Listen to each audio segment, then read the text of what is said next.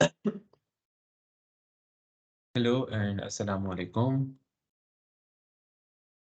उम्मीद है सब ठीक ठाक होंगे, सबकी तबीयत ठीक होगी और पेपर की तैयारी जो होगी वो ज़ोरों शोर से 2023 जून के अटेम्प्ट के लिए आप लोगों की लगी हुई है। जून की अटेम्प्ट के बाद मुझे भी ये पता चला है कि मोस्ट प्रॉब्ली शायद जून जुलाई अगस्त सितंबर सितंबर के अटेम्प्ट में पेपर पैटर्न थोड़ा सा प्रोफेशनल पेपर्स का चेंज होगा।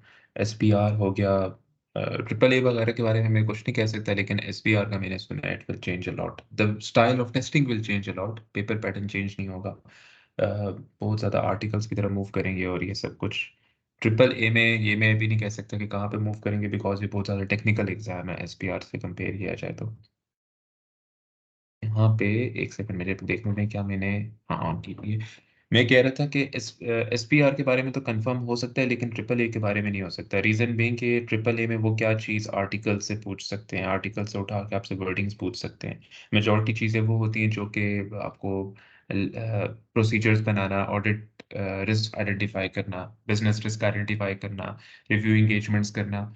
यहाँ इस साल मेजॉरिटी चीज़ें 75% कोर्स इधर ही कवर हो जाता है एथिक्स के बारे में। हाँ एथिक्स से वो पूछ सकता है फ्रॉम आर्टिकल्स, लेकिन सितंबर के अटेम्प्ट के लिए देखेंगे इंशाल्लाह। आज का जो हमारा टॉपिक है, मैंने आपको जैसे लास्ट रिकॉर्डिंग में लास्ट लेक्चर के अंदर क्लियर करवा दिया था। प्रैक्टिस मैनेजमेंट के दो क्वेश्चंस मैं करवा चुका हूँ आपको पिछली दो लेक्चर्स के अंदर, पिछले दो जितने लेक्चर्स किए। आज जो हम लोग जिस चीज़ पे कंटिन्यू करने लगे हैं that is other assignment. Other assignments बड़ा इंपॉर्टेंट और आप कह सकते हो कि बड़ा मजे का टॉपिक है, क्योंकि इसमें ज्यादा आपको दिमाग इस्तेमाल करने की जरूरत नहीं पड़ती। What is the reason behind that? Simple reason के ऑलरेडी आप ऑडिट इतना पढ़ चुके हो, आप फाइनेंशियल स्टेटमेंट्स के ऑडिट के बारे में, ये data three, AEIOU, EVCR, Coca, फिर ऑडिट रिस्क के बारे में इतना पढ़ चुके हो, इतने क्वेश्चंस अब तक कर चुके हो, आई एज्यूम के ये चीज़ें आपको इतनी मुश्किल नहीं लगेंगी। तो ये वाला जो कोर्स है बड़ा आसान लगता है जब आखिर में किया जाता है। हाँ इसको अगर शुरू में कराया जाए तो ये बड़ा मुश्किल लगता है, and at the same time फिर आपकी आहिस्ता आहिस्ता आते आते आखिर तक, ये जो आखिरी एक महीना रह जाता है उसमें बंदे का दिमाग भी बिल्कुल बैठा हुआ होता है, तो नहीं समझ आता अगर उस वक्त में ऑडिट अभी करा रहा होता आपको। तो it is better to do this topic at last. Other assignments refer करता है, देखो एक ऑडिटर, अगर मैं इसको आपको लिख के समझाना शुरू करूँ तो there is an auditor. Imagine कि आप एक ऑडिटर, ठीक है, एक minute, you are an auditor, ठीक है। अब आप अपने क्लाइंट्स को, एक ऑडिटर अपने क्लाइंट्स को कितने किस्म की सर्विसेज प्रोवाइड करते हैं? मैं ऑडिट डिपार्टमेंट की बात कर रहा हूँ सिर्फ और सिर्फ, I am not talking about advisory और टैक्स राइट नाउ। जब आप ACCA, CA, ICAEW कर रहे होते हो तो ऑब्वियसली या आपके पास तीन डिपार्टमेंट्स होते हैं, ऑडिट, टैक्स एंड एडवाइजरी। एक ऑडिटर के पास ये तीन डिपार्टमेंट्स होते हैं जिसके वो अपने फ्यूचर बनाते हैं। अगर वो ऑडिट में काम करना चाहता है तो वो किसी भी अच्छी फर्म के ऑडिट में चला जाए और जाके वहाँ पे काम सीखे और फिर पूरी ज़िंदगी वहाँ पे लगाए और फिर पार्टनर बने। टैक्स में काम करना चाहता है तो टैक्स में काम करे, एडवाइजरी में काम करना चाहता है तो एडवाइजरी में बने, या फिर इन तीनों से गुजर के 3-3 4-4 साल लगा के किसी फर्म में वो डायरेक्ट टुवर्ड्स इंडस्ट्री मूव कर जाए। इंडस्ट्री का क्या मतलब होता है? कंपनीज, फर्म्स नहीं, कंपनीज, ठीक है। लेकिन आज हम लोग बात करने लगे हैं इन दोनों चीजों को निकाल के ऑडिट के बारे में। अब ऑडिट में फर्दर आगे ब्रेक डाउन आता है सर्विसेज का, जिसमें हम लोग कहते हैं what type of services does an auditor provide.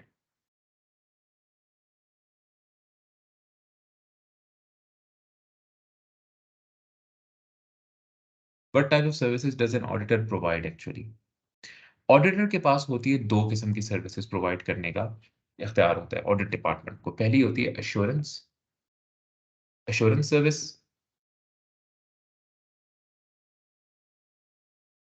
Assurance service, और दूसरी होती है हमारे पास एग्रीड अपॉन प्रोसीजर्स।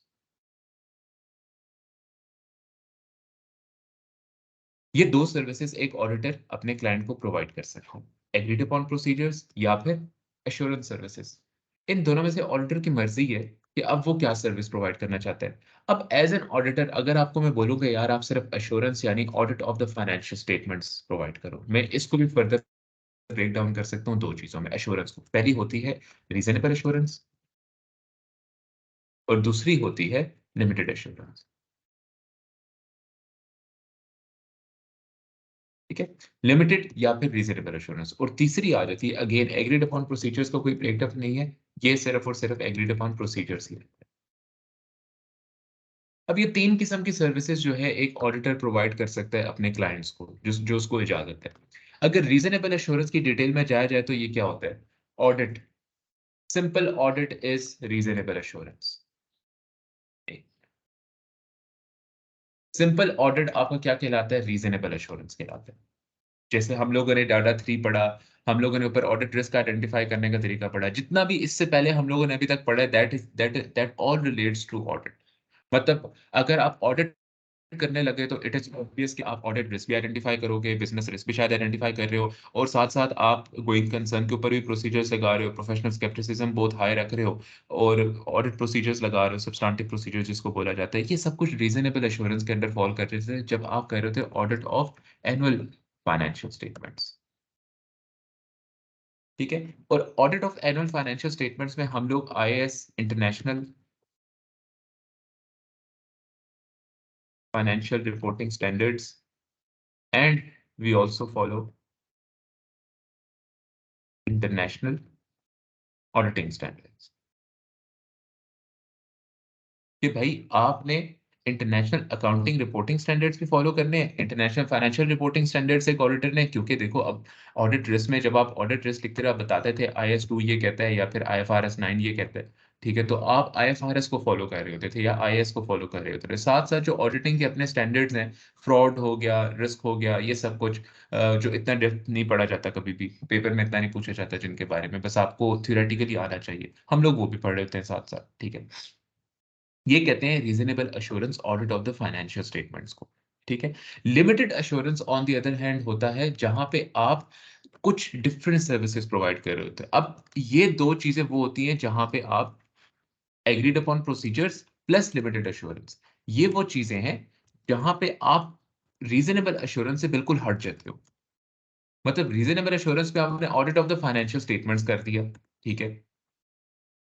लेकिन लिमिटेड एश्योरेंस के अंदर आप इधर से हट जाते हो। एग्रीड अपॉन प्रोसीजर्स में भी आप हट जाते हो from audit of the financial statements. आप ये काम नहीं करके दे रहे होते। फिर आप डिफरेंट सर्विसेज़ प्रोवाइड करके दे रहे होते। ये 2 किस्म के डिफरेंट 3 सर्विसेज़ होती हैं, बेसिकली ऑडिटर की।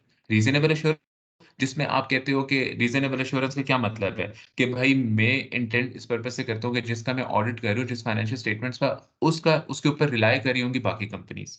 ठीक है? ये रीज़नेबल एश्योरेंस है मेरे लिए। उसके अंदर मैं हर एक स्टैंडर्ड जैसे लिखा हुआ है वैसे ही फॉलो करूँगा। जब लिमिटेड एश्योरेंस की बात आ जाती है, एग्रीड अपॉन प्रोसीजर्स की बात आती थी, तो यहाँ पे आप इतना इन डेप्थ नहीं जा रहे होते। यहाँ पे आप रीज़नेबल एश्योरेंस नहीं प्रोवाइड कर रहे थे। You are only providing limited assurance. इन लिमिटेड एश्योरेंस की सर्विसेज़ के अंदर आप लिमिटेड एश्योरेंस दे रहे होते हो। एग्रीड अपॉन प्रोसीजर्स के अंदर आप कोई एश्योरेंस नहीं दे रहे होते। आप सिर्फ क्लाइंट के साथ और इन दोनों सर्विसेज़ में या फिर आप कह सकते हो final service which is known as agreed upon procedure वहाँ पे आप क्या करते हो कि आप क्लाइंट के साथ एग्री करते हो कि क्लाइंट बोलता है कि यार मैंने टिश्यू पेपर के बॉक्सेस बनाना शुरू किए हैं, मैं अपनी कॉस्ट का एनालिसिस करना चाहता हूँ। एग्रीड अपॉन प्रोसीजर्स है, मुझे फ्रॉड का भी कोई रिस्क है कंपनी के अंदर तो आप आओ इन्वेस्टिगेट करो। अब बैठ के आप क्लाइंट के साथ प्रोसीजर्स डिस्कस करोगे, मैं ये काम करूँगा, क्या आपको मंज़ूर है, नहीं मंज़ूर? वो बोलेगा मंज़ूर है। ठीक है? ये कोई लीगल रिक्वायरमेंट नहीं है। रीज़नेबल एश्योरेंस कराना is a legal requirement. Audit of the financial statements कराना is a legal requirement. Limited assurance and agreed upon procedures करवाना this is not a legal requirement. या आप करो या ना करो। हो सकता है गवर्नमेंट आपको बोले लिमिटेड एश्योरेंस करके दो मुझे इस कंपनी की, तो फिर आप करके दोगे, तब वो लीगल रिक्वायरमेंट बन जाती है। लेकिन एग्रीड अपॉन प्रोसीजर्स कभी आपकी वो नहीं बनती, लीगल रिक्वायरमेंट नहीं बनती। हम लोग आते हैं इसके फर्दर ब्रेकडाउन के ऊपर, देखो हमने रीज़नेबल एश्योरेंस के बारे में पढ़ा। कि what is a reasonable assurance. हम लोग लिमिटेड एश्योरेंस के बारे में अब देखते हैं कि what is a limited assurance. इसमें क्या-क्या फॉल कर रहा होता है, ठीक है? अगर मैं इसकी इन डेप्थ जाऊँ तो लिमिटेड एश्योरेंस के अंदर हम लोग इंटरिम रिव्यू करके दे रहे होते हैं। इंटरिम रिव्यू करते हैं, हम लोग ड्यू डिलिजेंस रिव्यू कर रहे होते हैं, ठीक है? पीएफआई, जिस तरह हम लोगों ने कभी रिसेंट जो क्वेश्चन किए वो प्रोस्पेक्टिव फाइनेंशियल इंफॉर्मेशन का क्वेश्चन था, उसकी एक्सेप्टेंस के ऊपर था वो क्वेश्चन, और फर्दर उसमें प्रोसीजर्स पे लगाने से जो पार्ट हमने छोड़ दिया था उसको अब हम लोग देखेंगे। ठीक है, पीएफआई यानी प्रोस्पेक्टिव फाइनेंशियल इंफॉर्मेशन का हम लोग एग्जामिनेशन कर रहे होते हैं इसकी, क्या वो ठीक बनी हुई है या नहीं बनी, फोरकास्ट बनाई है क्या ठीक बनी है गलत बनी है, हम लोग ये कर रहे होते हैं। ठीक है, और फाइनली इसमें ये भी फॉल कर जाती है social and environmental information review. अब कंपनीज जो हैं, देखो, अगर एक कंपनी अपनी एनुअल रिपोर्ट बना रही है, ठीक है, तो इंटरिम रिव्यू क्या कहलाता है? हमारे पास रीजनेबल एश्योरेंस या audit of the annual financial statements कितने महीनों का होता है? 12 महीनों के अकाउंट्स का होता है, दैट इज वन पीरियड, यानी एक साल। ठीक है, इंटरिम रिव्यू होता है 6 मंथ अकाउंट्स का ऑडिट करना, लेकिन उसके ऊपर आप रीजनेबल एश्योरेंस नहीं प्रोवाइड करते, 6 मंथ्स के लिए आप लिमिटेड एश्योरेंस प्रोवाइड करते हो। कुछ कंट्रीज के अंदर ये लीगल रिक्वायरमेंट बन जाती है।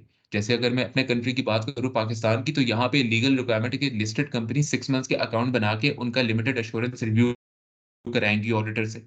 ठीक है, ड्यू डिलिजेंस कहाँ पे फॉल कर जाता है? ड्यू डिलिजेंस करना अपने क्लाइंट के लिए, ठीक है, मनी लॉन्ड्रिंग के केसेस में आ जाता है, डिफरेंट केसेस में आ जाता है, जहां पे रिस्क आ रहा हो ज्यादा, तो वहां पे कंपनी खुद आपसे बोलेगी हमारा ड्यू डिलिजेंस रिव्यू करो, वहां पे आप लिमिटेड इंश्योरेंस प्रोवाइड करोगे।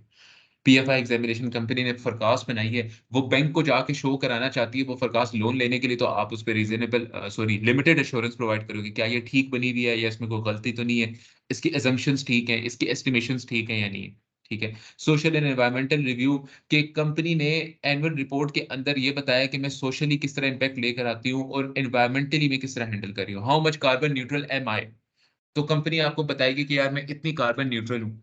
ठीक है, उस केस के अंदर आप उस चीज को अगेन लिमिटेड एश्योरेंस प्रोवाइड करोगे, रिव्यू करोगे यार कि यार ये जो इन्फॉर्मेशन दी गई है क्या ये ठीक है या गलत है। उनको कैसे करेंगे हम लोग ये भी पढ़ेंगे, प्रोसीजर्स क्या क्या लग सकते हैं। फिर आ जाते हैं एग्रीड अपॉन प्रोसीजर्स।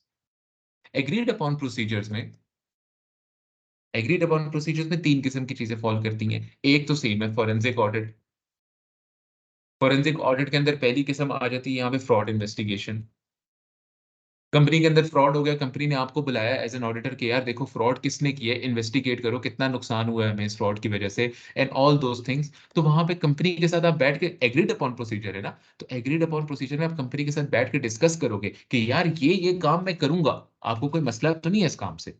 कंपनी बोलेगी ठीक है तो फिर आप करोगे, और आपको एश्योरेंस नहीं प्रोवाइड करे। एश्योरेंस क्या होता है? एश्योरेंस उस चीज को बोला जाता है जहां पे किसी ने आउटसाइड ऑफ द कंपनी, किसी और ने आपकी काम के ऊपर रिलाई करना है। लिमिटेड एश्योरेंस के अंदर आपकी आपकी चीज के ऊपर कोई और रिलाई कर रहा था। इंटरिम रिव्यू 6 मंथ के अकाउंट्स, कंपनी ने जैसे 12 मंथ्स के अकाउंट वो स्टॉक एक्सचेंज में देती है, वैसे ही 6 मंथ के अकाउंट्स भी वो दे रही होती है।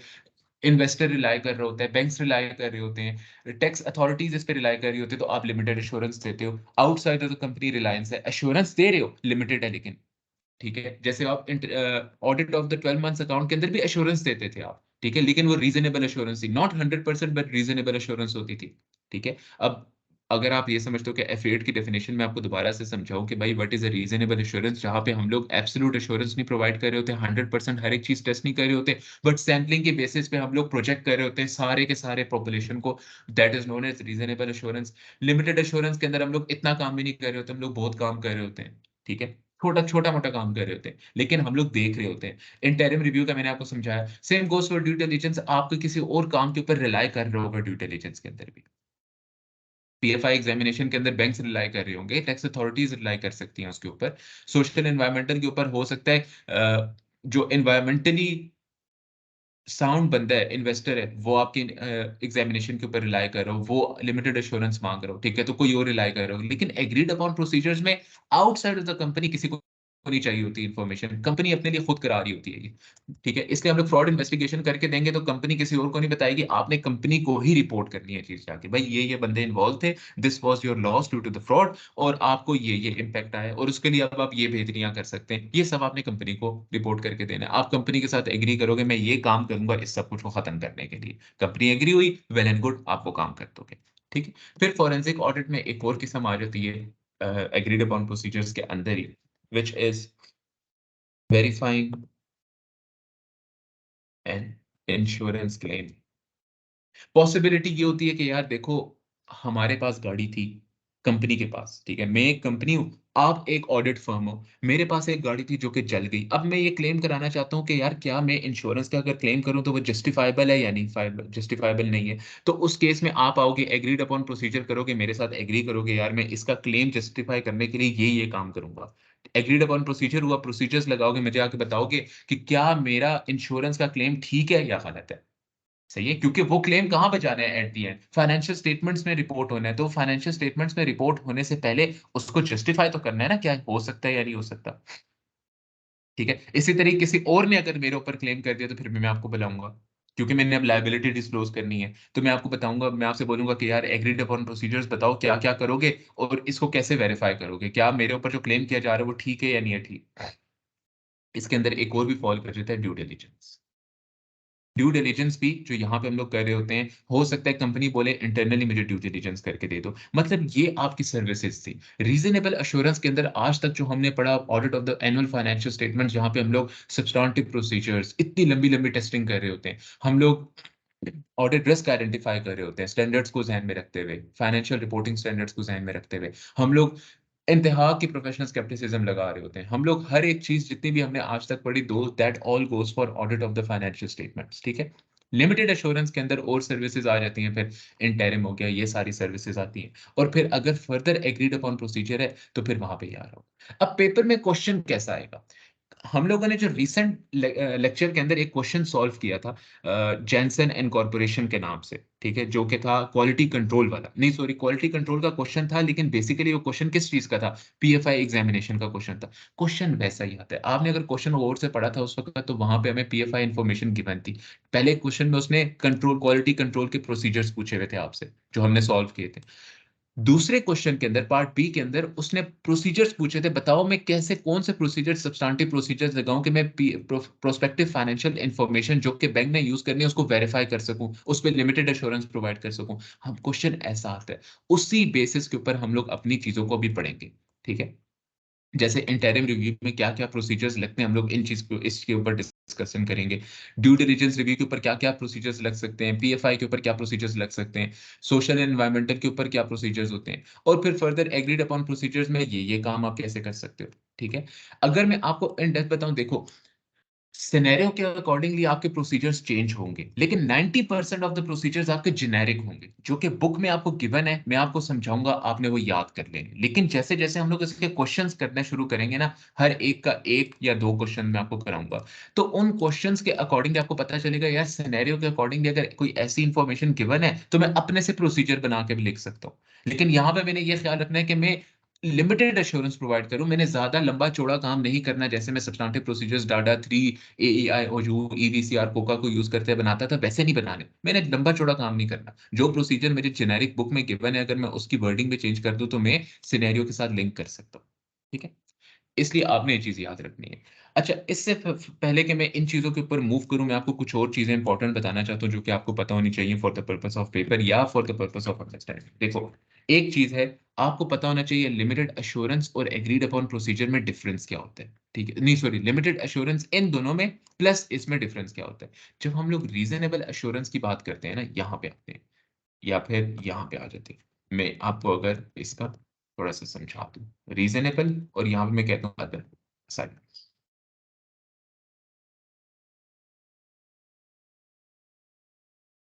यहाँ पे इसको करते हैं। अब देखो, मैं कहता हूँ रीजनेबल और अदर असाइनमेंट्स में डिफरेंट क्या है, डिफरेंस क्या है। ठीक है, रीजनेबल अश्योरेंस के अंदर आई एम ऑलवेज प्रोवाइडिंग, आप कह सकते हो, I am always providing reasonable assurance. लेकिन अदर असाइनमेंट्स के अंदर अगर मैं आपको थोड़ा सा इंडेक्स बताऊं, तो उसमें आप क्या कर रहे होते हो, या तो लिमिटेड एश्योरेंस दे रहे होगे, या फिर there will be no assurance. ये केस हो सकता है।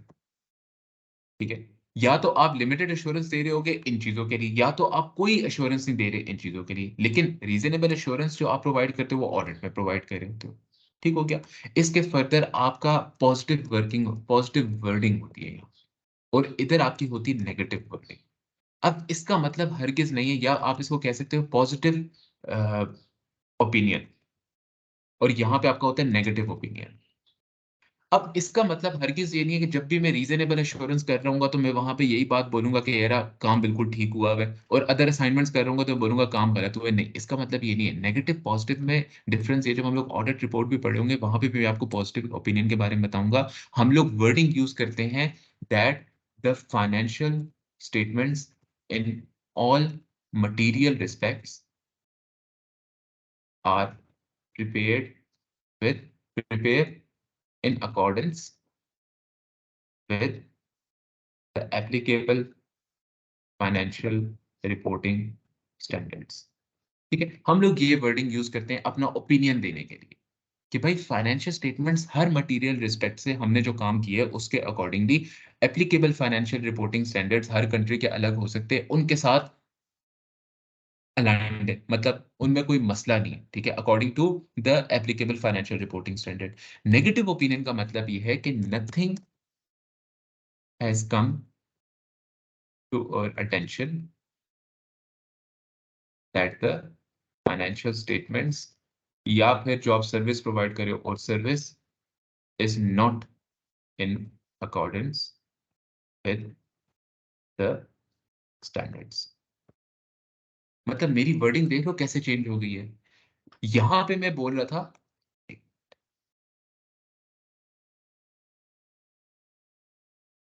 यहां पे मैं बोल रहा था रीजनेबल एश्योरेंस के अंदर पॉजिटिव ओपिनियन में कि मुझे ऐसी, नहीं सॉरी, फाइनेंशियल स्टेटमेंट्स और मटेरियल रिस्पेक्ट्स के अंदर अलाइंड हैं विद द रिपोर्टिंग स्टैंडर्ड्स। लेकिन जब मैं नेगेटिव ओपिनियन की बात करता हूं, मैं क्या लफ्ज यूज करता हूं कि nothing has come to our attention, मतलब कि मैंने इतना काम नहीं किया, लेकिन मेरी अटेंशन में जितना मैंने काम किया उससे मुझे ये लगता है कि कोई ऐसी चीज नहीं आई मेरे सामने कि जिससे मैं बोल सकूं कि यार फाइनेंशियल स्टेटमेंट्स जो है या फिर कोई भी अदर असाइनमेंट जो है वो अकॉर्डिंग टू स्टैंडर्ड नहीं बनी हुई। मेरी वर्डिंग डिफरेंट हो जाती है।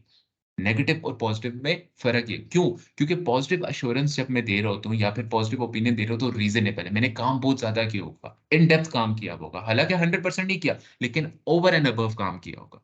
ठीक है? उसकी वजह से मैं अपना डिसीज़न या अपना ओपिनियन बहुत ही डायरेक्ट होके बता सकता हूँ। लेकिन जब मैं अदर असाइनमेंट्स कर रहा हूँ, लिमिटेड एश्योरेंस दे रहा हूँ या फिर कोई एश्योरेंस नहीं प्रोवाइड कर रहा, तो मैं नेगेटिव ओपिनियन दूँगा। नेगेटिव ओपिनियन क्यों दूँगा? क्योंकि मैंने इतना इन डेप्थ काम नहीं किया हुआ।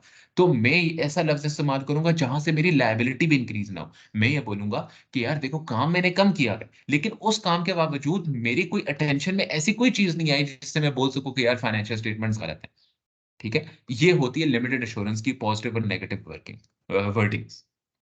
ये आपका डिफरेंस होता है बेसिक। इसके साथ-साथ आपको डिफरेंस पता होना चाहिए इन ऑडिट एंड अदर असाइनमेंट्स।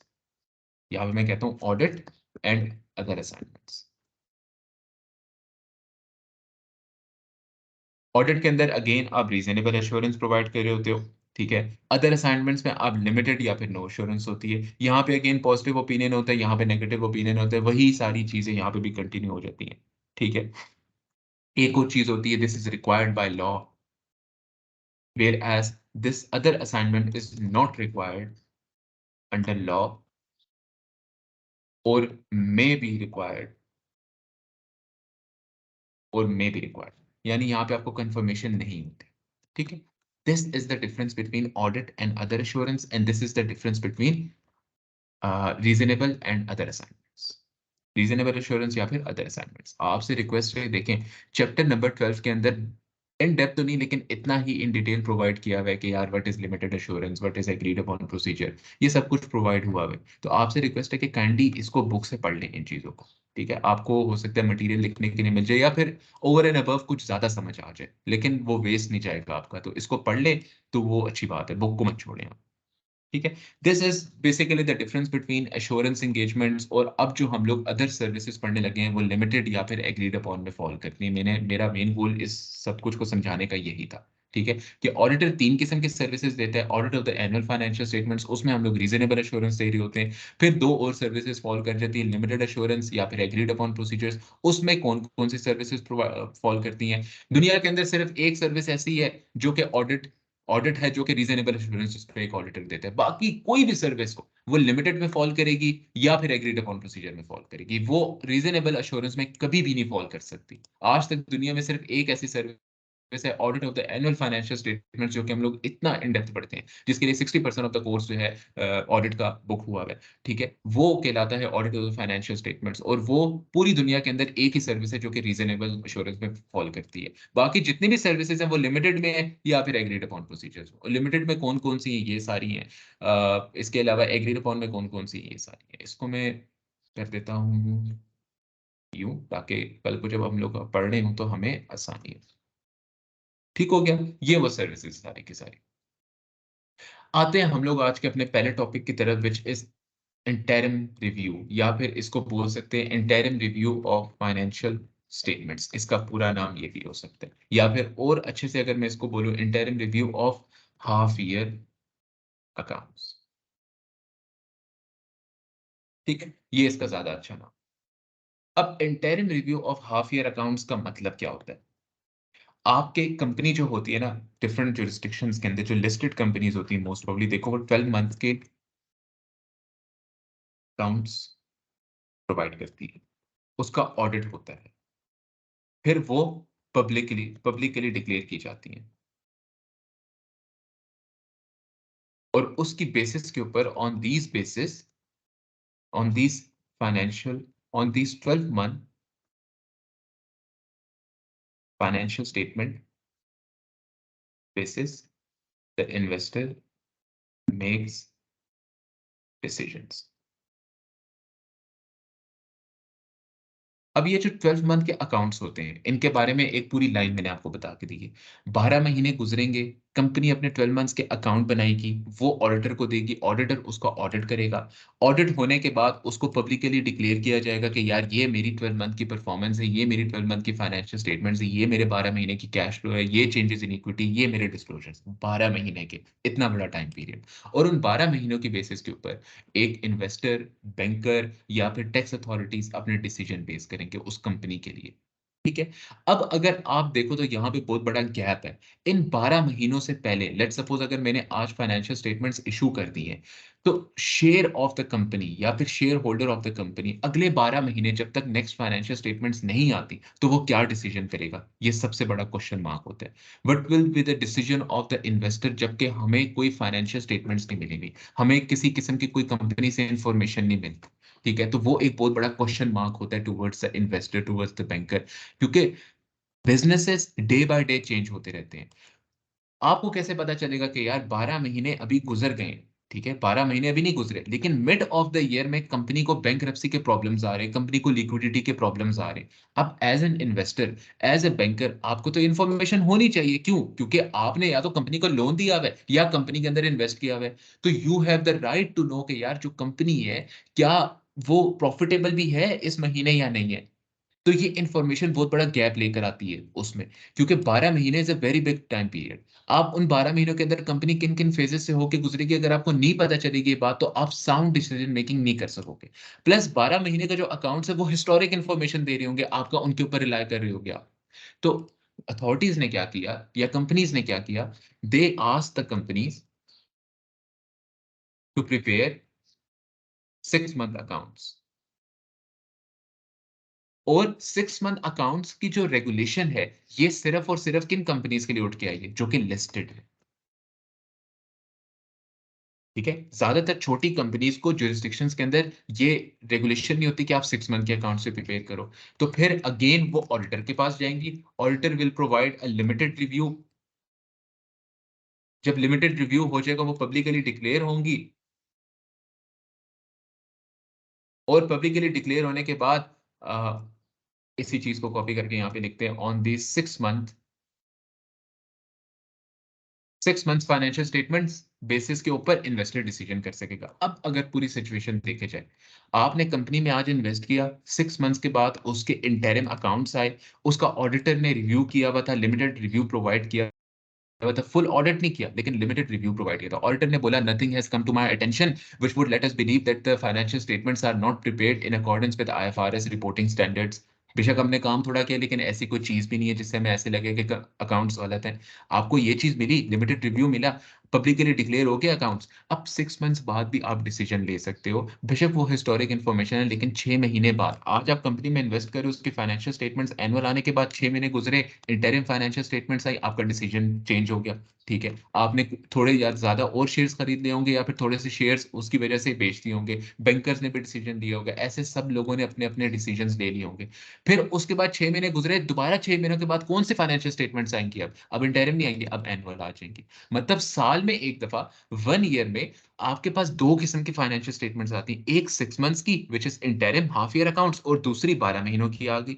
अगर आप यूके में बैठे हुए हो, go to Severn Trent water company limited, एक लिस्टेड कंपनी है, उठाओ उसके अकाउंट्स, उधर देखो उसके 6 मंथ्स की फाइनेंशियल स्टेटमेंट्स भी आ रही होंगी, और फिर जब पूरा साल गुज़र जाता है तो 12 मंथ्स अकाउंट्स भी आ रहे होंगे। उन 12 मंथ्स अकाउंट्स के अंदर ये चीज़ ऑलरेडी इनकॉर्पोरेटेड होती है 6 मंथ्स में, ठीक है? इनसे इससे दूसरा काम भी अच्छा हो जाता है, ऑडिटर का फ़ायदा होता है। देखो, जब 12 महीने गुज़र जाते थे तो ऑडिट टीम जाके बैठ के ऑडिट करना शुरू करती थी ना, तो भाई वो 12 मंथ्स के अकाउंट्स को ज़ीरो से स्टार्ट करती थी और सारा का सारा काम खुद से करती थी। सारा का सारा काम ज़ीरो से स्टार्ट करती थी, मतलब टाइम बहुत ज़्यादा लगता था। लेकिन जब कंपनीज़ ने 6 मंथ अकाउंट्स बनाने शुरू किए, तो 6 महीने बाद ऑडिटर जो क्या था, उसने लिमिटेड रिव्यू तो किया हुआ था। तो इतना काम करने की ज़रूरत नहीं पड़ेगी अपॉन द 12 मंथ्स अकाउंट्स। काम कम हो जाता है, काम डिवाइड हो जाता है इंटू 6 एंड 6 मंथ्स। ठीक है? यहाँ तक समझ आ गई होगी। अब अगर हम लोग आगे चलें तो देखो, हमारा क्वेश्चन ये होता है, अंडरस्टैंडिंग आपको होगी व्हाट इज़ इंटरिम अकाउंट। अब अगर हम लोग आगे चलें, तो अगेन ये किसी न किसी रिक्वायरमेंट के तहत होता है। लीगल रिक्वायरमेंट लिस्टेड कंपनीज़ के लिए बन जाती है, लेकिन उसके बावजूद हम लोग लिमिटेड एश्योरेंस प्रोवाइड कर रहे होते हैं, रीज़नेबल एश्योरेंस में नहीं प्रोवाइड कर रहे होते। ठीक है? लेकिन अब आपका सबसे पहला जो टॉपिक आता है, वो ये अंडरस्टैंड करने का आता है, देयर आर एथिकल इश्यूज़।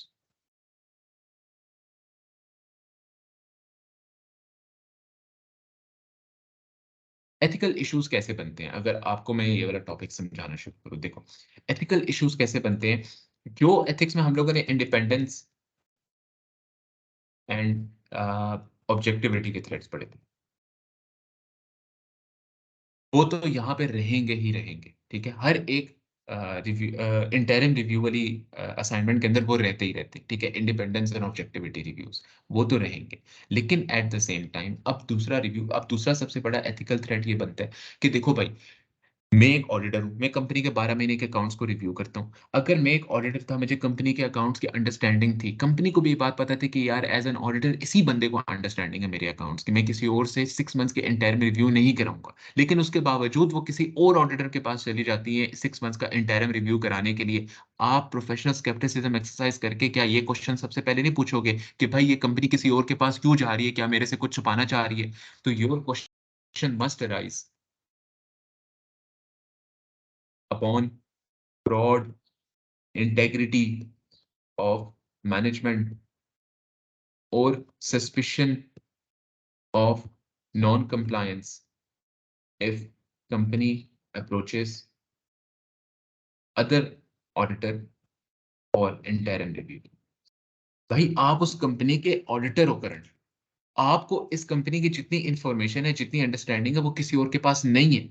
तो ज़ाहिर-सी बात है ना, इतनी अंडरस्टैंडिंग वाले बंदे के पास अगर एक कंपनी नहीं आ रही है अपना इंटरिम रिव्यू कराने के लिए, तो there is a question upon the company's integrity कि भाई आपने कुछ ना कुछ तो ऐसा किया है ना, कुछ तो गलत किया है जो कि आप मेरे से छुपाना चाहते हो, क्योंकि मैं पकड़ लूँगा, और एक ऐसे ऑडिटर को उठाना चाहते हो जो कि इंटरिम रिव्यू करते हुए उस चीज़ पे गौर ही ना कर सके। तो आपका क्वेश्चन यहाँ पे एथिकल के अंदर सबसे पहला ये बनेगा। एथिक्स में ये सवाल आपसे पूछ सकते हैं कि भाई मैं इंटरिम रिव्यू कराने लगा था, इंटरिम रिव्यू मेरे अंडर था, कंपनी ने एकदम बदल दिया। बताओ एथिकल इश्यू सबसे बड़ा यहाँ पे क्या है? इसके ऊपर डिटेल में लिख देना। ये इस चीज़ के ऊपर आपने डिटेल में अपना आंसर लिख देना है, ठीक है? सबसे पहला आपका टॉपिक ये वाला बनता है यहाँ पे। इसको हाइलाइट कर देता हूँ। This is the first topic जो आपके पास बनता है। शायद इसमें क्लियर ना नज़र आ रहा हो, let's go with this. Yes. ये आपका सबसे पहला टॉपिक बनता है, ठीक है? इसके बाद अगर हम लोग आए ना, तो इसके बाद आपका कोई और टॉपिक नहीं है, डायरेक्ट आप आ जाओ प्लानिंग के ऊपर, कि प्लानिंग कैसे की जाती है। एक इंटरिम रिव्यू की प्लानिंग में क्या-क्या होगा देखो, सबसे पहले आपने ये कंसीडर करना है, you will meeting the ethical requirements. आप एथिक्स को पूरी तरह मीट करोगे, आपने ये चीज़ जज करनी है with in the firm internally. दूसरी चीज़ ये है कि आपने प्री एक्सेप्टेंस इश्यूज़ को देखना है। अब ये भी तो एक एंगेजमेंट ही है ना? ये भी तो एंगेजमेंट है। तो हर एंगेजमेंट को सेलेक्ट करने से पहले आप क्या करते हो? प्री एक्सेप्टेंस इश्यूज देखते हो। वही चीज जो कि हम लोग ऑलरेडी ऊपर डिस्कस कर चुके हैं यहाँ पे, इधर है प्री अपॉइंटमेंट इश्यूज। ये वाली सारी चीजें आपने देखनी है भाई। प्रोफेशनल क्लियरेंस, जाहिर सी बात है अगर आप इंटरिम रिव्यू कर रहे हो, प्रोफेशनल क्लियरेंस की जरूरत नहीं पड़ेगी। इंडिपेंडेंस और ऑब्जेक्टिविटी आ जाते हैं, मैनेजमेंट की इंटेग्रिटी आ जाती है, reputation of the client, professional competence and due care, ये सारी चीजें फिर आप देख रहे होगे under this as well. Ethical planning के अंदर अगर आप इंटरिम रिव्यू करें तो उसकी प्लानिंग के लिए आप ये चीजें देख रहे होगे, ठीक है, प्री एक्सेप्टेंस इश्यूज देख रहे होगे। फिर फाइनली आता है I will and must review my professional scepticism. इस बात का मतलब क्या है? ये बात हम लोगों ने एनुअल ऑडिट में क्यों इतनी डिटेल में नहीं पढ़ी? वहां पे तो हम लोग प्रोफेशनल स्केप्टिसिज्म ओवरऑल के लिए रखते हैं कि भाई हम लोगों ने ओवरऑल प्रोफेशनल स्केप्टिसिज्म रखना ही रखना है, ठीक है।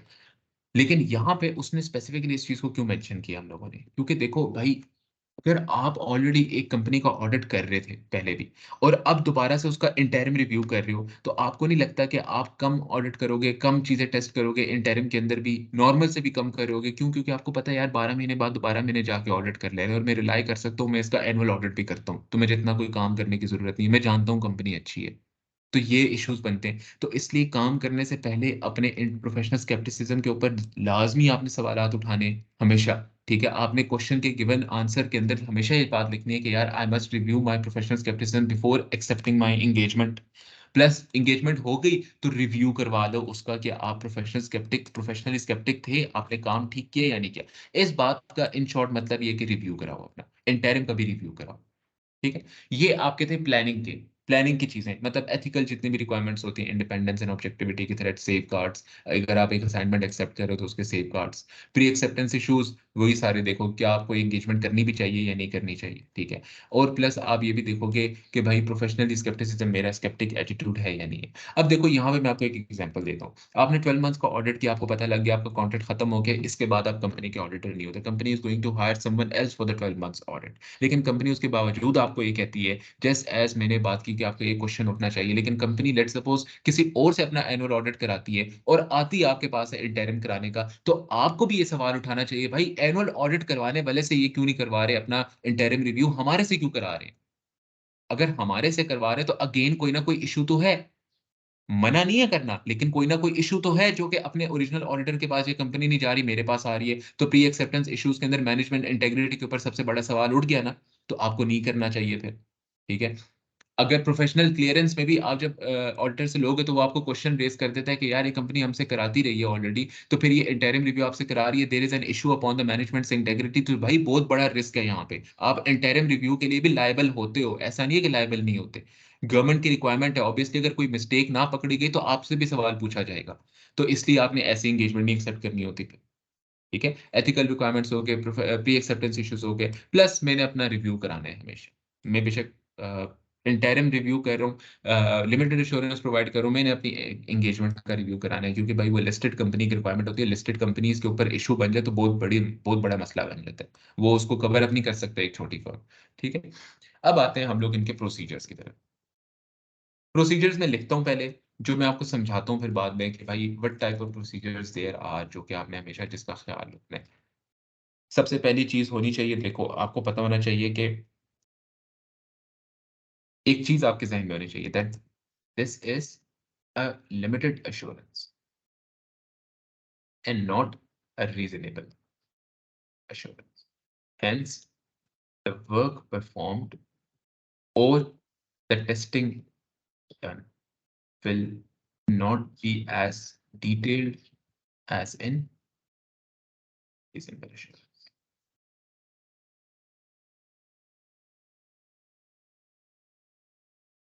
ये आपने इस चीज को जहन में रखना है। जब भी प्रोसीजर्स बना रहे हो कि इंटरिम के लिए, तो आपने उससे पहले ये चीज ध्यान में रखनी है कि यार ये एक लिमिटेड एश्योरेंस है, ये रीजनेबल एश्योरेंस नहीं है, इसलिए जितना भी मैं काम करूंगा, जितना भी सैंपल उठाऊंगा, वो हमेशा कम होगा when compare to the reasonable assurance.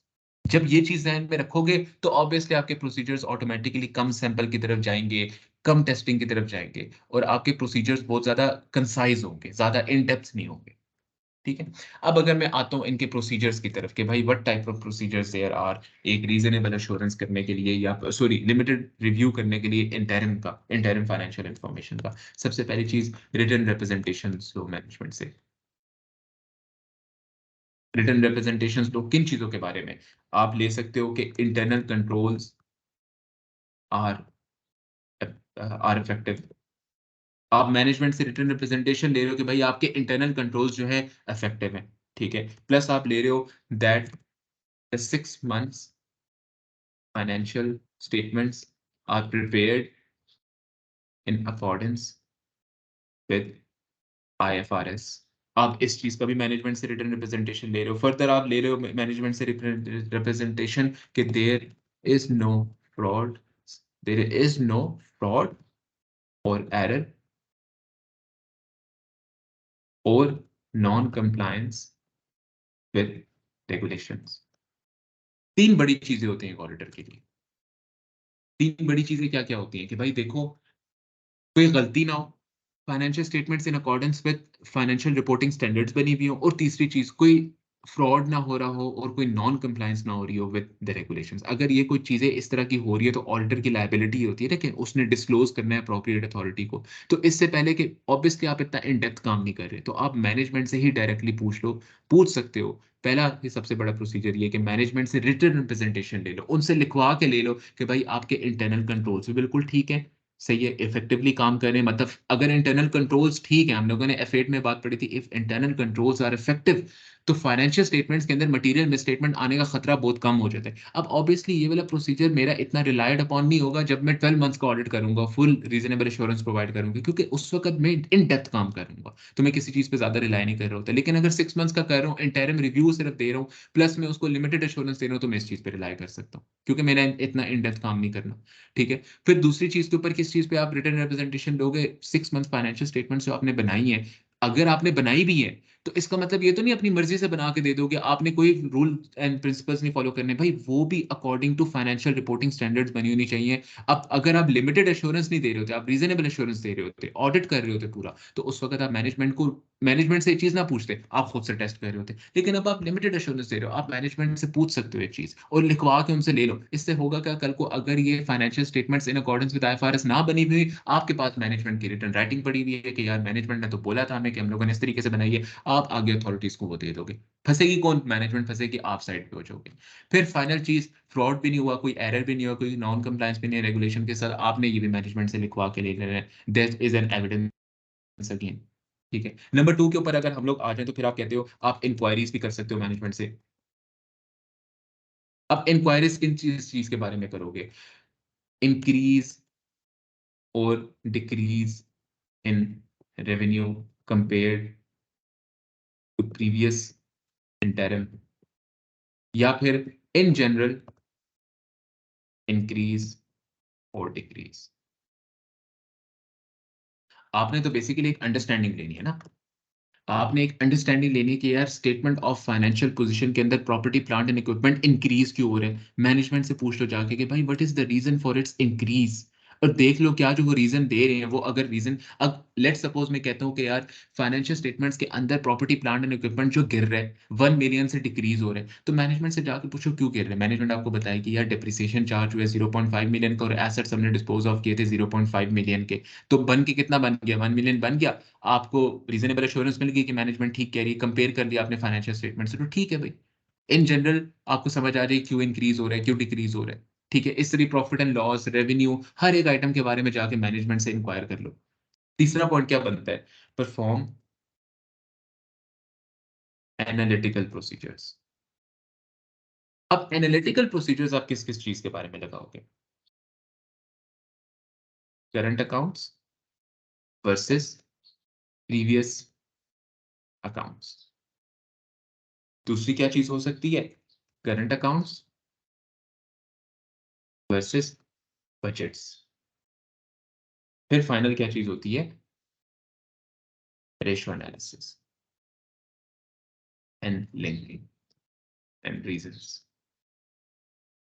अब अगर आप इसको थोड़ा सा समझो पहले, अगेन आपका क्वेश्चन जरूर होगा कि यार मैं प्रीवियस अकाउंट्स या मैं जब बजट्स एंड फोरकास्ट या रेशो जो मैं बना रहूंगा, ये किस बेसिस पे बना रहूंगा मैं? ऑब्वियसली मैं मैनेजमेंट की किसी चीज पे तो रिलाई नहीं कर सकता, पहला सवाल ये बनता है। ठीक है, लेकिन अगेन मैं आपको ये बताऊंगा, this is a limited assurance. आप रिलाई कर सकते हो मैनेजमेंट की चीज पे। क्यों? क्योंकि आपने पहली चीज रिटर्न रिप्रेजेंटेशन ली, आपने मैनेजमेंट से लिख कहा के ले लिया कि इंटरनल कंट्रोल्स इफेक्टिव है, तो आप उन कंट्रोल्स पे अब रिलाई कर सकते हो। क्यों? अगर एनुअल ऑडिट होता ना करते, लेकिन आपने मैनेजमेंट से ये पूछा इन अकॉर्डेंस विद आईएफआरएस है, फिर आप रिलाई कर सकते हो। इधर कोई फ्रॉड और उसके चांसेस नहीं है नॉन कंप्लायंस के, तो रिलाई कर सकते हो। इंक्वायरीज भी आपने कर ली इंक्रीज एंड डिक्रीज के। अब आप एनालिटिकल परफॉर्म करोगे। एनालिटिकल कैसे परफॉर्म करते हो? सबसे पहली रिकॉर्डिंग पे आ जाओ, सबसे पहले लेक्चर पे आ जाओ। मैंने आपको एक क्वेश्चन कराया था एनालिटिकल प्रोसीजर्स के ऊपर, ऑडिट रिस्क आइडेंटिफाई करके दिखाया था। ठीक है, मैंने आपको बताया था रेवेन्यू मेरा इंक्रीज हो रहा है बाय दिस मच अमाउंट। मैंने बताया था कॉस्ट ऑफ सेल्स डिक्रीज हो रही, इंक्रीज हो रही है इतने से। रेवेन्यू 100% से इंक्रीज हो रहा है, मेरा कॉस्ट ऑफ सेल्स सिर्फ मेरी 25% से इंक्रीज हुई है, जबकि दोनों आपस में लिंक्ड है। दोनों आपस में लिंक्ड है। तो ऐसा कैसे हो सकता है कि यार रेवेन्यू 100% से इंक्रीज हो रहा हो लेकिन कॉस्ट ऑफ सेल मेरी डिक्रीज हो रही हो? इसका इन एसेंस तो मतलब ये बनता है कि मैंने चीजें महंगी बेची और खरीदी सस्ती। ऐसा तो नहीं हो सकता। अगर मैंने चीजें महंगी खरीदी थी तभी तो मैंने रेवेन्यू इंक्रीज किया, तभी तो मैंने चीजों को महंगा बेचा। अगर मैंने चीजें ज्यादा बेची हैं इस बार, तो मतलब मैंने चीजें खरीदी भी ज्यादा होंगी, तो मेरी कॉस्ट ऑफ सेल्स उसी के लाइन में अकॉर्डिंगली इंक्रीज होनी चाहिए। तो यहाँ पे मैंने आपको समझाया था कैसे आप आइडेंटिफाई करते हो रिस्क। एनालिटिकल प्रोसीजर्स इस तरह से आप लगाते हो। ठीक है, यहाँ पे वही बात हो रही है। एनालिटिकल प्रोसीजर्स की एक चीज हमने बात की कि यार रेशो, ये जो ऊपर मैंने भी आपको समझाया कि लिंक करो, रेशो फाइंड करो। देखो, आपको कहीं पे इस तरह से लिंक करने के बाद कोई रिस्क मिलता है, कोई चीज अंडरस्टेट हुई भी है, कोई चीज ओवरस्टेट हुई भी है, कोई ऐसे आपको लिंक मिलता है। ठीक है, अब जैसे property plant and equipment and depreciation है, मैं कहता हूँ पिछले साल प्रॉपर्टी प्लांट एंड इक्विपमेंट इतने से इंक्रीज हुआ है, इतने परसेंट से। इस साल वो डिक्रीज हो रहा है। डिक्रीज होने की रीजन क्या हो सकती है? अगेन डेप्रिसिएशन या फिर डिस्पोजल्स। अगर उसके बावजूद वो डिप्रिसिएशन चार्ज हुई, प्लस उसके ऊपर डिप्रिसिएशन चार्ज हुई, प्लस उसके ऊपर आपने डिस्पोजल्स भी किए प्रॉपर्टी प्लांट एंड इक्विपमेंट के, अब होना तो उसको डिक्रीज चाहिए था, लेकिन property plant and equipment increase हो रहे हैं। फेयर वैल्यू की वजह से हो सकता है, मैनेजमेंट से जाके इंक्वायर करो कितने का इंक्रीज आया due to fair value, recalculate करो, आपका मैच कर जाना चाहिए। ठीक है, छोटे मोटे प्रोसीजर्स परफॉर्म करने, ये आपके होते हैं एनालिटिकल।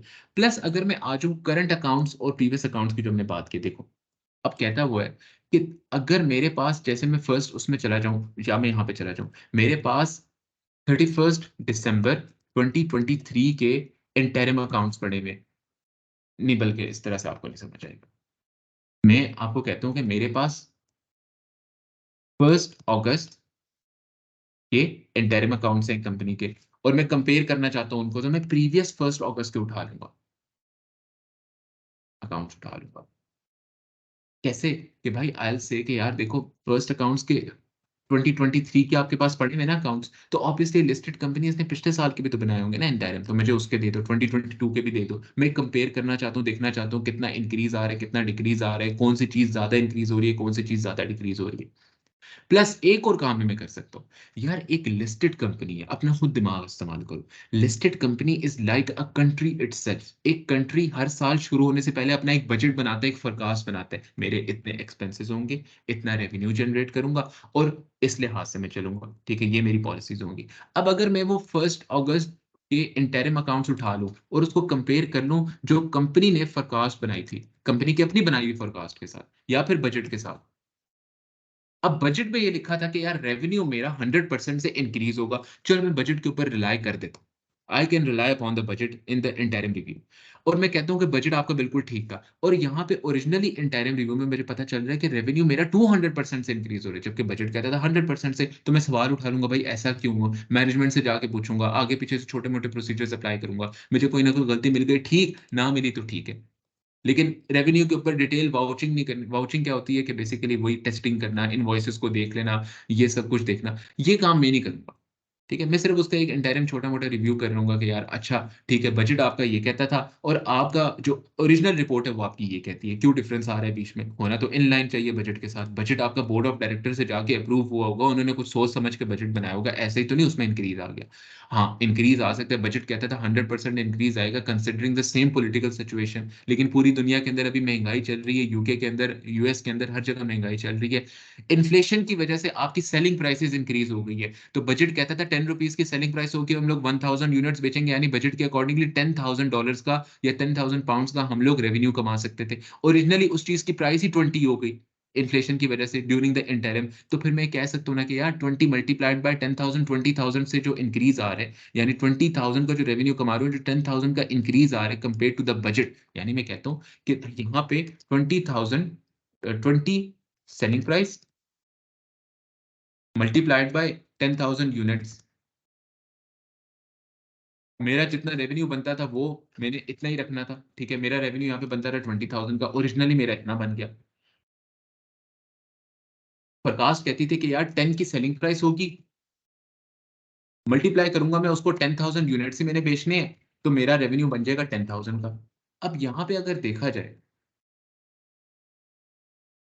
यहाँ पे अब देखा जाए, तो क्या हो रहा है कि भाई देखो, इन्फ्लेशन की वजह से फ़रकास मेरा आज से 6 महीने पहले बना था, उसमें इन्फ्लेशन उस तरह से इनकॉर्पोरेट नहीं हुई थी। इन्फ्लेशन की वजह से सेलिंग प्राइस ठीक चेंज हो गई। तो मैं कह सकता हूँ यार, मैं कह सकता हूँ ठीक है, इन्फ्लेशन की वजह से प्राइस इंक्रीज़ हो रही है, यहाँ पे कोई डिक्रीज़ नहीं। लेकिन अब अगर ये हो कि प्राइस के साथ-साथ यहाँ पे यूनिट्स मैंने 10,000 फ़रकास ने बोले थे और ओरिजिनली मेरे यूनिट्स कितने बिके? 20,000। यार क्या आपका दिमाग ये बात कहता है कि 40,000 का रेवेन्यू मैं कमा सकता हूँ, 10,000 जो मैंने फोरकास्ट किया हुआ है। अगर 40 पे प्राइस चली जाती मैं मान जाता, इन्फ्लेशन की वजह से कंपेयर कर लेता था ना, मार्केट से कंपेयर कर लेता था कि मार्केट ने कितने पे सेलिंग प्राइस रखी थी, आपने कितने पे बेचा, वहां से भी मुझे झूठ सच का पता लग जाता। लेकिन अब अगर एक कंपनी बोले कि मैंने फोरकास्ट की थी 10,000 यूनिट्स की, इन्फ्लेशन हुई 20 की प्राइस चली गई, हमने तो प्राइस डिमांड पढ़ा हुआ है, प्राइस एंड डिमांड का हम लोगों ने कंपैरिजन पढ़ा हुआ है, उसका रिलेशन पढ़ा हुआ है। अगर प्राइस इंक्रीज हो रही है, डिमांड कम होनी चाहिए, इंक्रीज नहीं होनी चाहिए, तो ये इंक्रीज कैसे होगी? सवाल उठता है ना फिर आपका। This is known as current accounts को आप बजट से कंपेयर करो और फिर उस पे रेशियो एनालिसिस करो, लिंकिंग करो, रीजंस दो। ये आपका एक और किस्म का क्या बनता है, प्रोसीजर बन जाता है आपका। ठीक है, this is simply interim review. आपने कोई इन डेप्थ प्रोसीजर्स नहीं परफॉर्म करने होते, इन चीजों को फॉलो करना है। प्रोसीजर्स आपके ये रहे, इन्हीं प्रोसीजर्स को आप ज़हन में रख के आगे चलोगे। प्लस आपके प्लानिंग के रिक्वायरमेंट्स ये रही। अब अगर ऑब्वियसली आप प्रोसीजर खुद से नहीं बना सकते थे, लेट्स सपोज आप कहते हो कि यार मेरे से मुझे बहुत मुश्किल पेश आ रही है कि मैं प्रोसीजर्स खुद से नहीं बना पा रहा, मुझे नहीं पता एनालिटिकल प्रोसीजर कैसे परफॉर्म करने हैं, मुझे नहीं समझ आ रही कि लिंकिंग कैसे करनी है रेशो की, कौन कौन से फाइनेंशियल स्टेटमेंट्स आइटम आपस में लिंक होते हैं। तो भाई पहले तो मैं आपसे बोलूंगा F7 को उठाओ और उसको पढ़ो, आपको पता लगेगा कि कैसे फाइनेंशियल स्टेटमेंट्स आइटम आपस में लिंक हुए हुए होते हैं। ठीक है, उसी के अंदर हमने पढ़ा था ना कि फाइनेंशियल स्टेटमेंट्स कैसे लिंक होती हैं आपस में, कॉस्ट ऑफ सेल्स रेवेन्यू के साथ कैसे लिंक्ड है, डिप्रिसिएशन पीपीई के साथ कैसे लिंक्ड है, प्रॉफिट कैसे लिंक्ड है बाकी सारी स्टेटमेंट ऑफ फाइनेंशियल पोजीशन के साथ, प्रॉफिट कैसे लिंक्ड है रिजर्व्स के साथ, जो कि कैपिटल में इक्विटी के अंदर पोर्शन में आ रहे होते हैं। Long term loan interest charge या फाइनेंस कॉस्ट के साथ कैसे लिंक्ड है, अगर लॉन्ग टर्म लोन ज्यादा हो रहा है तो ऑब्वियसली फाइनेंस कॉस्ट को भी ज्यादा होना चाहिए, इंटरेस्ट कॉस्ट ज्यादा हो रही होगी। ऐसे लिंकेज होती है हर चीज की। ठीक है, रिटर्न रिप्रेजेंटेशंस कैसे लोगे, ये इन तीन चीजों के ऊपर ले सकते हो आप। ठीक है, लेकिन अगर फिर भी इसके बावजूद आपको ये चीज समझ नहीं आती, आपको मुश्किल लग रहा है, तो मैं ये नहीं बोलूंगा इसको भूल जाओ, नहीं, पेपर के अंदर सिनेरियो के साथ लिंक करने के लिए आपको प्रोसीजर यहाँ से बनाना पड़ेगा। लेकिन at the same time book के अंदर अगर आप चैप्टर नंबर 12 पे आओ, पेज नंबर 456, चैप्टर नंबर 12 का नाम है review of interim financial information. हो सकता है बुक में आपका चैप्टर कोई और हो, लेकिन मेरे पास चैप्टर नंबर 12 है, review of interim financial statements के अंदर उसने डिटेल प्रोसीजर आपको बना के दिए हैं। क्या कहते हैं? Reading prior year files relating to the audit and interim financial statement review to enable the auditor to identify matters that may affect current year interim financial information. आप इसको याद कर लो। क्या कहना चाह रहे हैं वो? ये कह रहे हैं कि यार देखो, पिछले साल भी तो मैंने इंटरिम को ऑडिट किया होगा, ठीक है? अगर मैं उसकी फाइल उठा लूं, मैं देख लूं कि मैनेजमेंट ने वहां पे मैंने रिव्यू में क्या क्या गलतियां आइडेंटिफाई की थी, तो मैं उन्हीं गलतियों के ऊपर इस बार भी फोकस कर सकता हूँ। मैं देखूंगा कि यार ये गलतियां इस बार हुई हुई है या नहीं हुई, क्योंकि मैनेजमेंट है, एक ही कंपनी की है, तो उसने अपनी गलतियों को भी कंटिन्यू किया होगा मोस्ट प्रोबेबली। तो प्रायर ईयर की मेरी जो ऑडिट की फाइल है, जिसमें मैंने इंटरिम का रिव्यू किया था, उसमें मैंने जो चीजें गलतियां आइडेंटिफाई की थी, तो अगर मैं वो पिछले साल देख लूं और मुझे पता लग जाए ये गलतियां पिछले साल मैंने आइडेंटिफाई की हुई है, तो इस साल भी मैं उन्हीं गलतियों के ऊपर फोकस कर सकता हूँ। दूसरा वो ये कहते हैं, considering any significant risk including the risk of management override of controls that were identified in the audit of prior year financial statements. क्या कहने की कोशिश कर रहे हैं? मैंने जो पिछला 12 महीने का ऑडिट किया है, मैं उसकी फाइल में जाता हूं, मैं देखता हूं कि यार मैनेजमेंट ने कोई कंट्रोल्स को ब्रीच तो नहीं किया। अब मैनेजमेंट से मैंने रिटर्न रिप्रेजेंटेशन तो यहाँ पे ली थी कि भाई इंटरनल कंट्रोल्स ठीक है या नहीं ठीक, इसको थोड़ा सा वेरीफाई करने के देखने के लिए कि यार पिछले साल क्या मैनेजमेंट ने कोई इंटरनल कंट्रोल में गलती की हुई है? 12 महीने के अकाउंट्स में तो मैंने इन डेप्थ काम किया ना पिछले साल। पिछले साल जो आज से 6 महीने पहले मैंने अकाउंट्स ऑडिट किए हैं 12 महीने के, उस पे तो रीजनेबल एश्योरेंस प्रोवाइड किए। उस पे तो मैंने मैनेजमेंट से ये नहीं पूछा होगा ना कि भाई मुझे रिटर्न रिप्रेजेंटेशन दे दो, आपके इंटरनल कंट्रोल्स ठीक है या नहीं ठीक। मैंने तो असल में इंटरनल कंट्रोल्स की टेस्टिंग की होगी, तो मुझे पता लगा होगा क्या वो इफेक्टिव है या नहीं। तो अगर तब इनइफेक्टिव थे कंट्रोल्स, तो आज भी वो इनइफेक्टिव होंगे। तो मुझे कंट्रोल्स पे रिलाई करना चाहिए या नहीं करना चाहिए, मुझे पता चल जाएगा उससे। Reading the most recent annual and comparable prior period interim financial information, वही कि भाई आप प्रायर पीरियड की इंटरिम फाइनेंशियल इन्फॉर्मेशन उठाओ, फाइनेंशियल स्टेटमेंट्स उठाओ, उसको कंपेयर कर लो विद इस साल की। Considering materiality with reference to the applicable financial reporting framework as it relates to interim financial information to assist in determining nature and extent of procedures to be performed and evaluating the effect of misstatements। वो ये कह रहे हैं कि भाई materiality determine करो कि आपकी कितनी मटीरियलिटी है, और उस मटीरियलिटी की बेसिस पे आप इंटरिम रिव्यू करो, और फिर उस इंटरिम की मटीरियलिटी की बेसिस पे आप अपना ओपिनियन भी बताओगे अगर कोई मिसस्टेटमेंट्स है, ठीक है, क्या वो सिग्निफिकेंट मिसस्टेटमेंट्स है या इनसिग्निफिकेंट है। वो मटीरियलिटी वाला दोबारा से सारा का सारा टॉपिक आ जाता है, हमने शुरू में पढ़ा था ऑडिट रिस्क के अंदर। फिर आ जाता है considering the nature of any corrected misstatements and any identified uncorrected misstatements in the prior year financial statements. कि भाई अब वो कह रहे हैं कि देखो स्टेटमेंट ऑफ फाइनेंशियल पोजीशन में प्रॉपर्टी प्लांट एंड इक्विपमेंट का ऑडिट कर रहा था, जब मैं 12 महीने का ऑडिट कर रहा था, तो उस वक्त मुझे पता चला यार एक मिस स्टेटमेंट आई हुई है, ठीक है, लेकिन वो उस वक्त इमटेरियल थी। तो क्या अगर वो उस वक्त इमटेरियल थी, तो स्टेटमेंट ऑफ फाइनेंशियल पोजीशन में तो हर साल कंटिन्यू होना होता है। ओपनिंग बैलेंस आ रहा होता है, क्लोजिंग बैलेंस आ रहा होता है, तो वो कैरी फॉरवर्ड भी हो सकती है। तो इस साल क्या पता वो मटेरियल हो गई हो, इस साल हो सकता है वो मटेरियल हो गई हो, तो वो मेरी इंटरिम को अफेक्ट करेगी मटेरियलिटी के लिहाज से, ठीक है। उस तरह से कह रहे हैं कि पिछले साल की फाइल उठाओ, देखो भाई वहां पे कोई अनकरेक्टेड मिसस्टेटमेंट थी या नहीं थी, अगर थी तो वो इस साल कैरी फॉरवर्ड हुई होगी, हो सकता है इस साल भी वो वाली गलती हुई हो। Considering the significant financial accounting and reporting matters that may be of continuing significance, such as significant deficiencies in control। Again internal control के बारे में कह रहे हैं कि पिछले साल से कंपेयर करो, देखो कोई ऐसा कंट्रोल था जो कि ब्रीच हो रहा था, जो कि मैनेजमेंट ओवरराइड कर रही थी। मैनेजमेंट ओवरराइड का मतलब क्या होता है? मैनेजमेंट ने एक कंट्रोल बनाया है सेग्रीगेशन ऑफ ड्यूटीज का, कि मतलब एक बंदा साइन करेगा, एक बंदा रिव्यू करेगा, एक बंदा उस चीज को पोस्ट करेगा या फिर उस चीज को अप्रूव करेगा। अब मैनेजमेंट ने क्या किया, एक ही बंदे से तीनों काम करा दिया, ओवरराइड ऑफ कंट्रोल है ना। तो क्या अगर पिछले साल ये हुआ था डेफिशिएंसी थी कंट्रोल की, तो इस बार भी हो सकती है। और अगर ऐसा हो रहा है तो मैनेजमेंट से रिटर्न रिप्रेजेंटेशन लेने की जरूरत नहीं है, ठीक है। Considering the results of any procedures performed with respect to current year's financial statements, कि मैंने जो पुराने 12 महीनों के ऊपर प्रोसीजर्स परफॉर्म किए हैं, उनका मेरे पास ओपिनियन क्या बना था, जो तब ओपिनियन बना था। लेट्स सपोज अगर 12 महीने पहले मैंने ओपिनियन दिया हुआ विच इज क्वालिफाइड ओपिनियन, तो हो सकता है वो क्वालिफाइड ओपिनियन अभी 6 महीने गुजरे हैं, आज भी मटेरियल में स्टेटमेंट्स हो, आज भी हो सकता है मुझे क्वालिफाइड ओपिनियन देना पड़ सके, ठीक है। मैं रिलाई कर रहा हूँ तो छोटे मोटे प्रोसीजर्स के ऊपर again. Considering the results of any internal audit performed and the subsequent actions taken by management. हाँ, कंपनी के इंटरनल ऑडिट होगा, अगर वो इंटरिम फाइनेंशियल स्टेटमेंट्स बना रही है तो वो एक लिस्टेड कंपनी है, और अगर लिस्टेड कंपनी है तो उस पर according to code of governance ये लाजिम है कि भाई उसके पास एक इंटरनल ऑडिट हो, इंटरनल ऑडिट डिपार्टमेंट हो। अब इंटरनल ऑडिट वालों की आप डॉक्यूमेंटेशन उठाओ, देखो भाई उन्होंने कोई ऑडिट किया था, कोई डेफिशिएंसी आइडेंटिफाई हुई थी, मैनेजमेंट ने उस पर क्या किया, वो भी आपके ऑडिट को अफेक्ट कर सकता है।